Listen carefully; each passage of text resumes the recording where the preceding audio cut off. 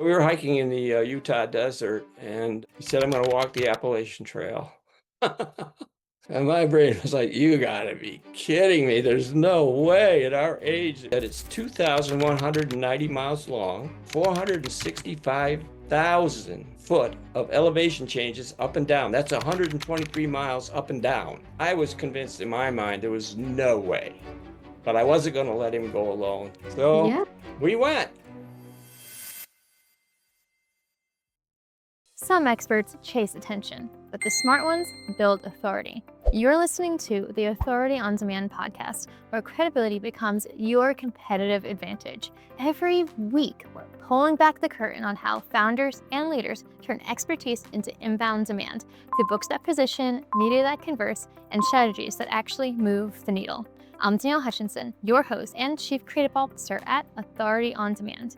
Now, let's turn your authority into leverage. There's a saying in recovery rooms across America: God does for us what we cannot do for ourselves.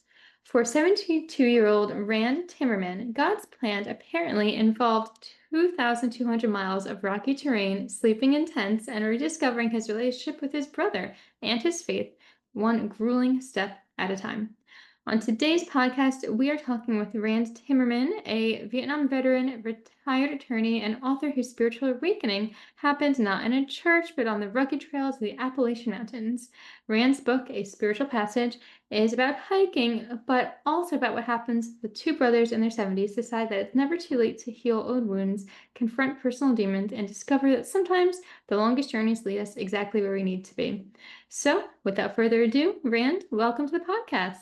Thank you very much, Danielle. I appreciate the opportunity. Hey, real quick before we jump back in, if you're loving what we're doing here, hit that subscribe button and drop us a like.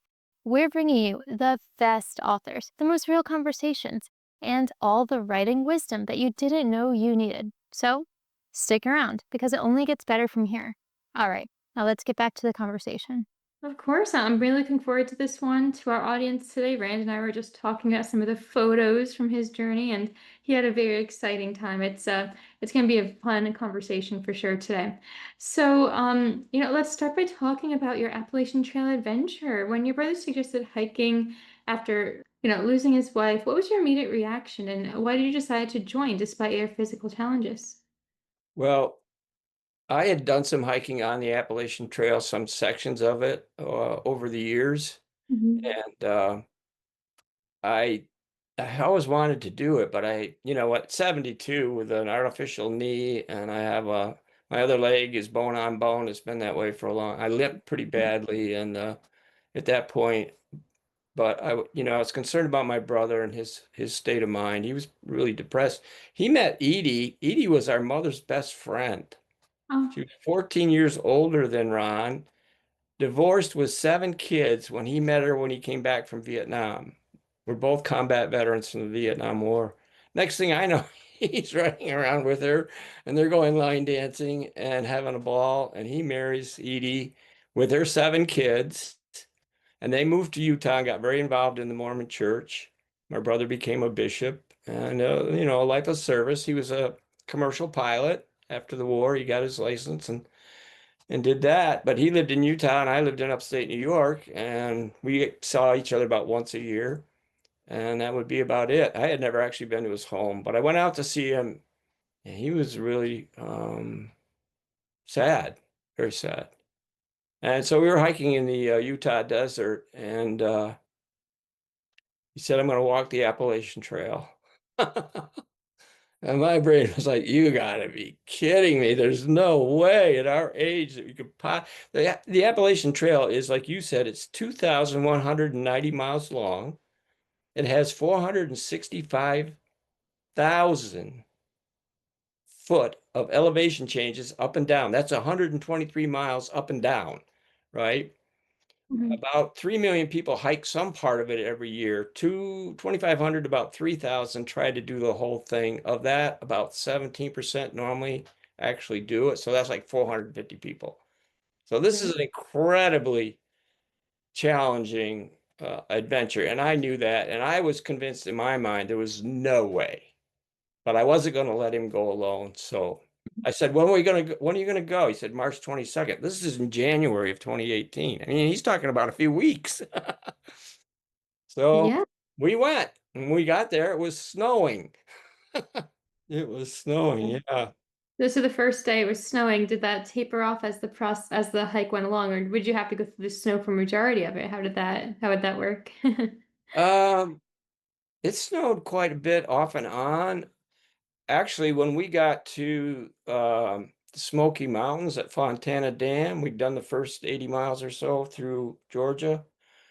Um, some hikers got stranded in the Smoky Mountains. They got out like a foot and a half of snow.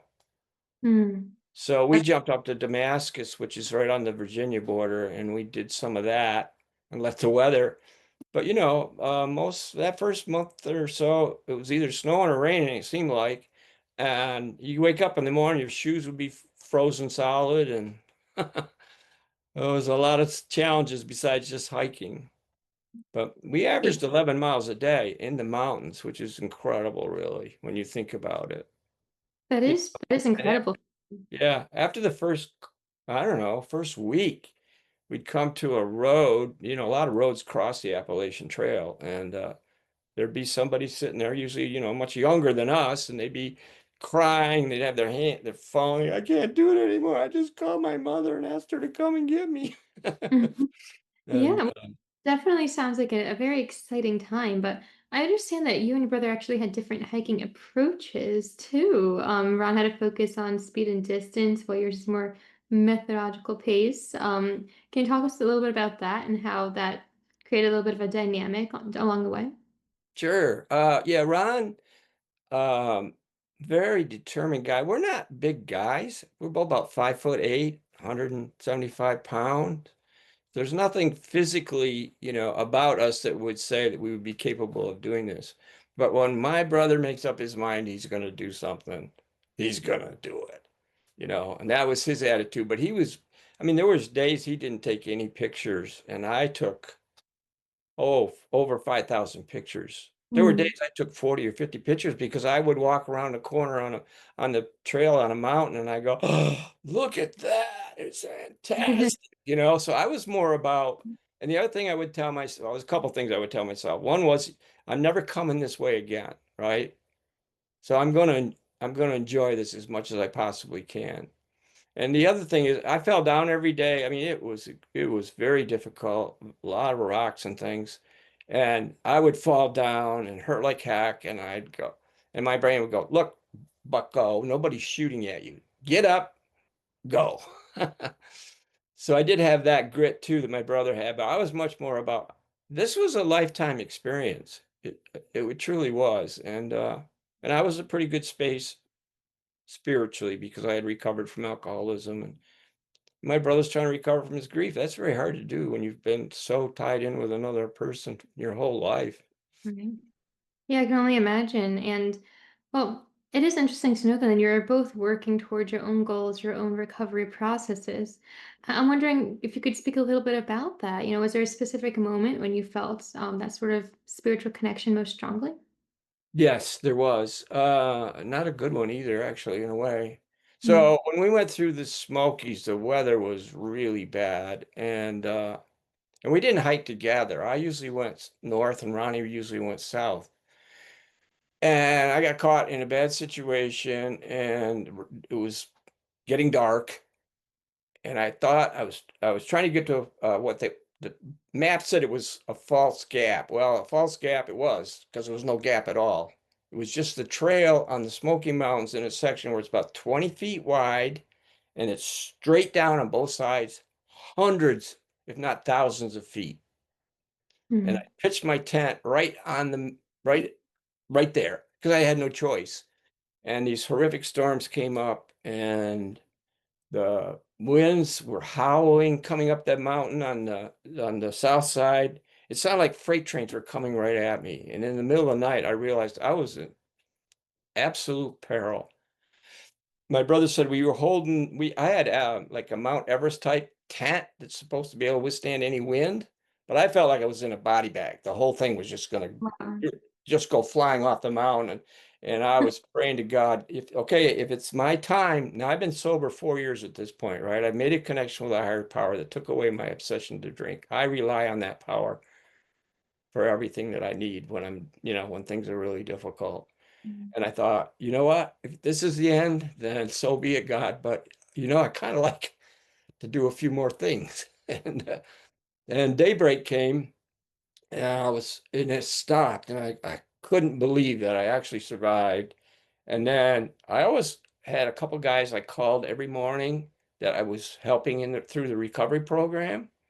And Mhm. I took the tent down, getting ready to go, and my phone rang, and I was talking to one of the guys. He said, I heard there was really bad winds and everything there. And I said, yeah. He said, they said there was even tornadoes. I said, well, I didn't see tornadoes, but it was bad winds. Yeah.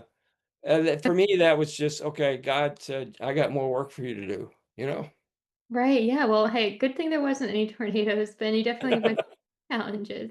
One Well, thing. that would have been all over then. They would never have found me, Danielle. That's the other part. There's a million places on the Appalachian Trail you can fall off, and they're not going to find you. I Right. came across a place where you could see where the trail collapsed, and they fell down the mountain, and it looked like divots where they hit the ground, bounced, went 10, 15 feet, hit the ground again, and went Wow. down out of sight. And I spent a few minutes yelling and everything. And I'm like, what am I? And so a couple guys came along and said, what's going on? I said, somebody's falling off the trail. And oh, well, that's not good. And they walk away, and my Marine Corps psyche kicked in and said, you got to do something. You got to do something. They could be down there hurt, unconscious, whatever. So I took my pack and went down the trail the ways, dropped it, went back, said, okay, got to go down. Oh man, I was using my poles, but I was just sliding. I could not. You had to grab roots and things to just stop yourself, right? So this went on. I probably went down maybe a couple 100 feet at the most. And I'm like, I'm not gonna be able to help anybody if I even find them. So I had to crab my way along the edge of the mountain. It took me an hour to slowly make my way sideways and try to gain an inch or two every step and get back on the trail. I walk back, get my pack, walk back down through. I'm still yelling once in a while. Anybody there? You need help? And then I go like another half a mile, and there I could see they had actually come out. They had done the same thing I had done. They had to go sideways, and they had finally made it back up to the trail. What a relief that was. But that's how dangerous it is. It's a shame that you went down for, I guess it's good to know, but you said they already had gotten back up. Is that what you just said? Yeah, it must be they Yeah. had, but I didn't know that. And you know what? If they could, it's very possible they never even made it to the ground. I mean, you're looking at treetops all the way down. It's hard to describe, but it's very dangerous. It's very dangerous. Right. Well, I'm very glad you made it out safe. And here you are now, and you're able to not only share your story with others, but also you wrote about it, which is a whole nother thing, too. I'm wondering, was there a certain point in your life where you decided, you know what, it's time for me to write this down and share this with others? Was there a certain moment that you decided to do so? Yes, when I got sober, I started writing stories. I was an attorney after I got out of the service. I ended up going to college and becoming a lawyer, and had a great legal career. Some really weird stuff happened, and I had a client try to kill me.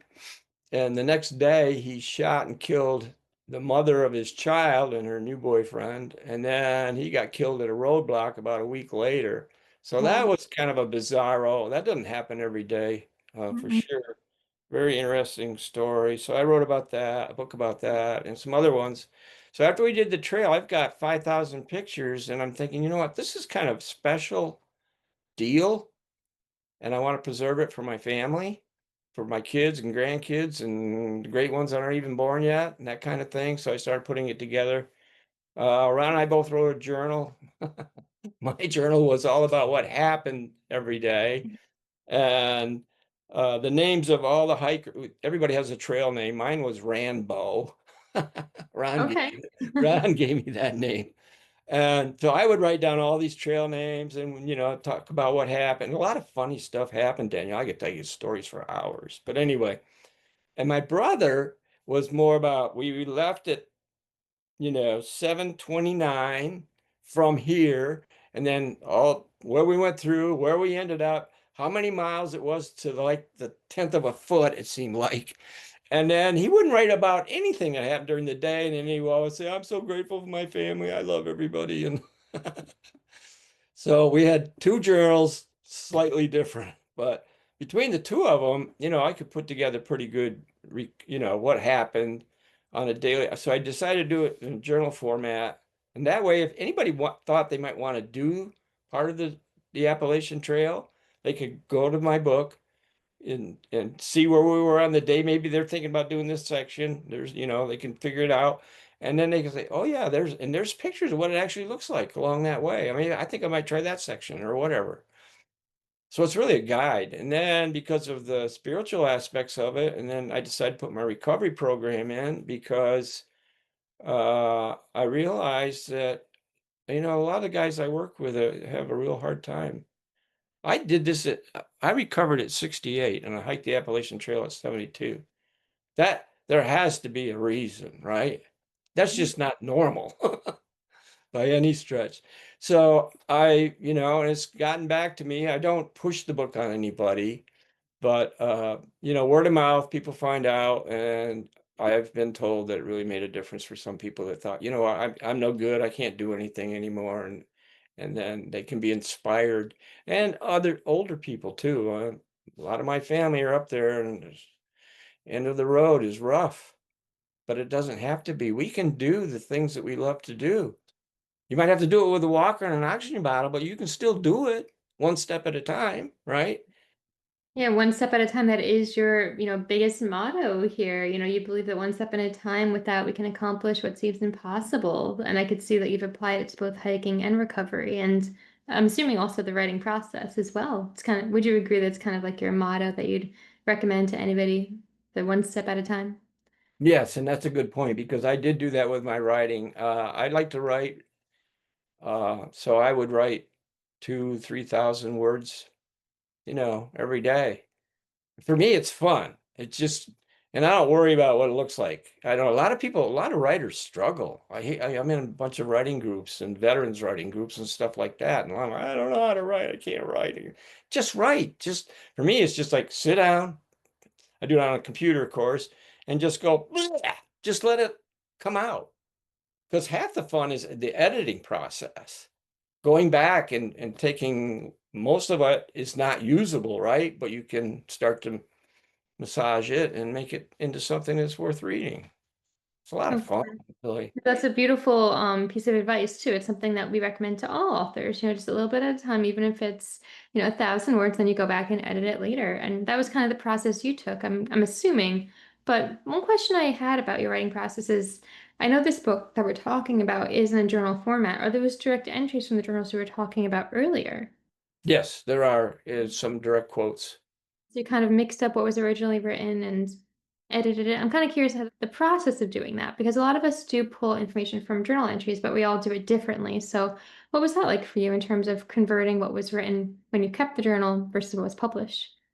Well, my brother, of course, he was a bishop in the Mormon church and a very religious, morally upright human being. And he had a lot of wisdom, did a lot of funerals, weddings, all that kind of stuff. So he's a good writer in his own right as far as, you know, inspiring spiritual thoughts or gratitude, appreciation for what we have and our families, especially for him was well, for me too, but he really. So I took quotes from his stuff. I learned a lot from the man that helped me get sober. So I quoted him quite a bit in the book because it helped me to make connection with a higher power so I could get sober and stay sober. And that's the process we have to go through. We have to have a change. We have to have a psychic change, is what the founder of the program I'm in talked about. So yeah, there is quite a bit of quotes in there and quotes of other people that we met along the way. We met some Oh, really really? interesting How so? people. Oh my goodness. So one day, so I limped pretty badly, right? But I have two hiking poles. So are you a hiker at all? I don't. I You can, do some, I have in the past, yeah. yeah, you can use poles to take a lot of the weight off your legs and your knees, probably 25 or 30%. So I use my poles vigorously, and it helped me a lot to hike through there. But I still limped. It was very obvious. And one day, so you get into what they call a bubble, where you see the same people for a few days, and then somebody stops and takes a 0 day, and you get ahead of them, you don't see them again. But a lot of times you run into people once in a while in what they call the bubble. And so there was this, I don't know if he was Japanese or Chinese or whatever, but uh, a young man, Asian, and he wore, traditional clothing like a priest or of of their faith or whatever. So one day he had empathy for me. I guess he stops me and he says, "I want you to hold my hands. We're going to say a prayer. I'm going to speak to you, and I'm going to make your knees better." So we're standing there and holding hands. It was amazing, really. And he starts speaking, and I just let him, and he's going on and on. And then I hear Macbeth, and then I realize he's quoting Shakespeare. Wow. Yeah. And then after a while, I know he says some other things. I mean, it went on for like 10 minutes, and then he finally goes, "So, do your knees feel better?" And I said, "Absolutely." And they did, actually. I don't know. It's just one of, amazing things. Wow. Yeah, that's really funny that it worked out that way and that you're able to, pull from those stories and put them into the book. So I guess, what the authors listening to this podcast today can learn from is, take every experience with a writer's eye, because sounds like an amazing story to include in the book, for example, and really funny too. So I guess I'm curious to know, you have this book out. I'm wondering, what's the main message? What do you want readers to take away from your story overall? A lot. We talked about 3 million people hiking the Appalachian Trail every day. I just got an email from another person that's involved in a podcast that I did, and they said, I want to hike the Appalachian Trail. There's a lot of people that think about doing these things that are sort of amazing and difficult, and think they can't do it. When if I can do it at 72, I'm 80 now, but if I can do it at 72, well, that should be inspiring. So, and a lot of young people today, I really have a lot of empathy in my heart for young people. They have way more challenges than I did when I was growing up, as far as outside influences. And, there was no computers or anything like that when I grew up. They have a lot of challenges. And I see it in the rooms that I go into where people are trying to recover and get their lives going again in a positive spiritual way. And I think this can help them too, because I tell them how I did it. I didn't do it. God did it through me and through another man who took me on a journey I didn't think was possible. And it happens every day. I go to meetings every day and I see 50, 60 people every day doing this life that they never thought was possible. And the same thing is true with older people. I see that too.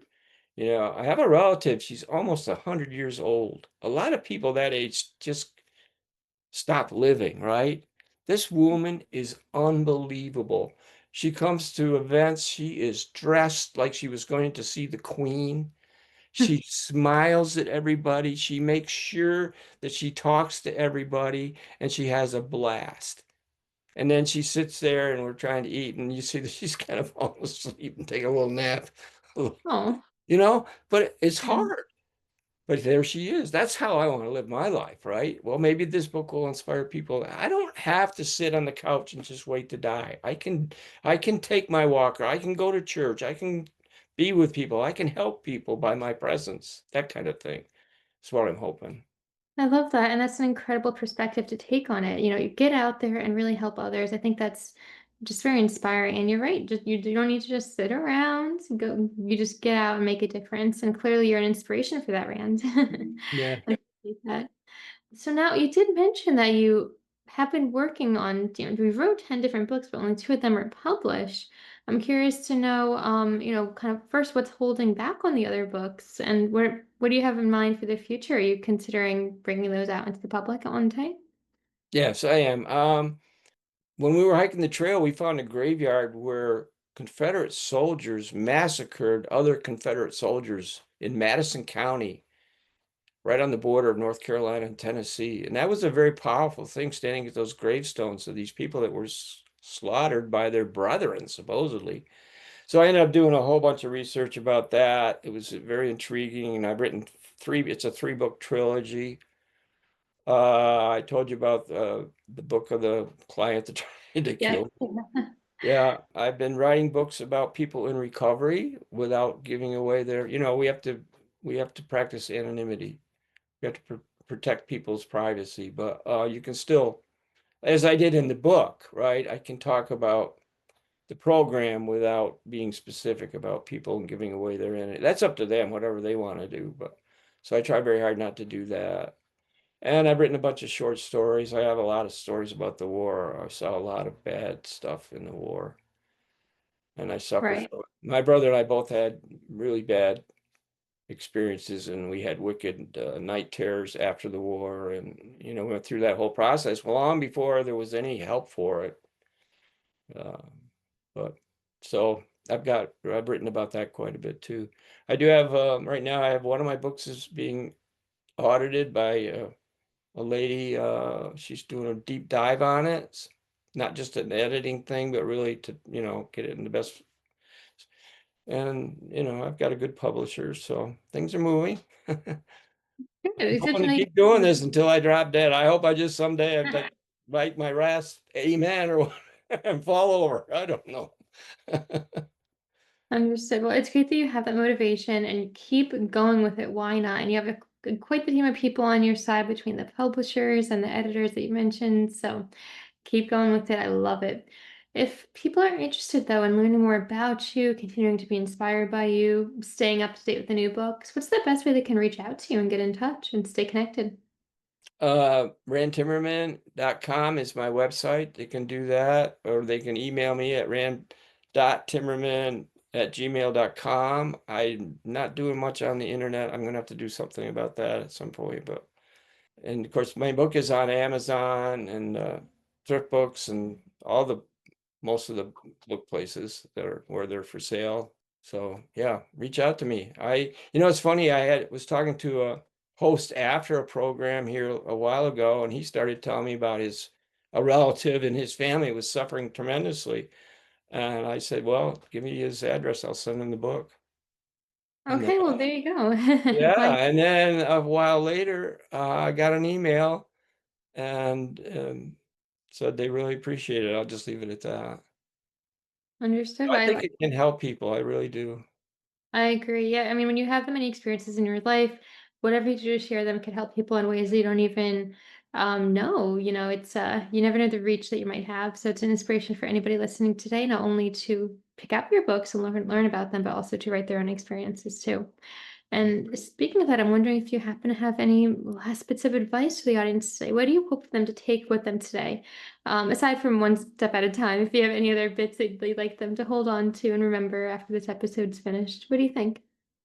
I think that life is precious, and most of our difficulties can be helped with a relationship with a higher power, and we need to read and do practice things that will give us a connection with something greater than ourselves. And then, like you said, make ourselves available to help people, and we'll have a much better life. And we can do things we don't even think we can do. It's the journey, right? It's the effort. It's the self-respect we get by trying hard things and then going, wow, look at that. That's amazing. That's what we Right. want. We want inspiration. We want joy. We want happiness. There's going to be a lot of pain. There's going to be all kinds of stuff, but we can find joy one step at a time. Just get going.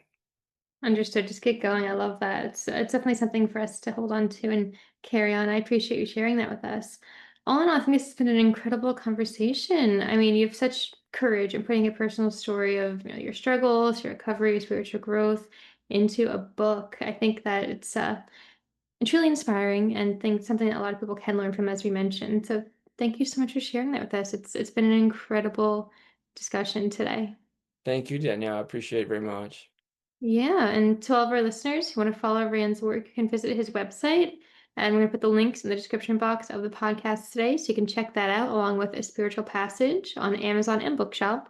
So it really does come alive with all the photographs that are in there. And I think that we can all learn a lot from it. Just remember that every expert was once a beginner, everybody. Every author is just someone with a story burning inside them. Rand shown us that it's never too late to transform your life. So share your truth and inspire others through your words. Until next time, keep writing, keep growing, and keep taking those steps toward becoming the author and expert you're meant to be. Have a great day, everybody. Rand, thank you again for coming on. Thank you, Danielle. I really appreciate it. That's a wrap on another episode of the Authority on Demand podcast. If today's conversation sparked something in you, don't keep it to yourself. Share this episode with a founder or a leader who's ready to stop being the best kept secret in their industry. If you want to turn your expertise into inbound demand, head to authorityondemand.com to see how we help clients go from unknown to in demand. I'm Danielle Hutchinson, and I'll catch you on the next one. Now, go build some authority.